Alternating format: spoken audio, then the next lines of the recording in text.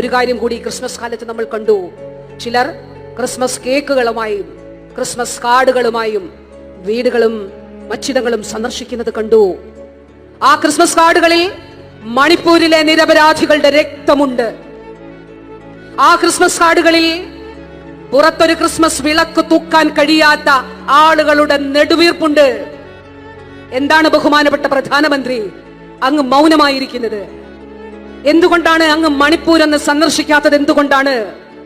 അവിടെ സ്ത്രീകൾ നഗ്നരാക്കപ്പെട്ട് നടന്നില്ലേ? അവിടെ കുഞ്ഞുങ്ങൾ വധിക്കപ്പെട്ടില്ലേ?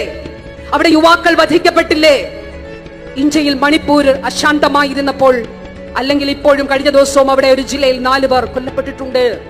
നമ്മുടെ തൊട്ടടുത്തുള്ള സംസ്ഥാനമായ കർണാടകത്തിൽ ക്രിസ്മസ് കാരൻ ഇറങ്ങിയപ്പോൾ സാന്താക്ലോസിനെ ഉൾപ്പെടെ മർദ്ദിച്ചുകൊണ്ട് വളരെ ക്രൂരമായ രീതിയിൽ ആക്രമണം നടത്തി. ഗ്രഹാം സ്റ്റെയിന്റെയും കുഞ്ഞുങ്ങൾ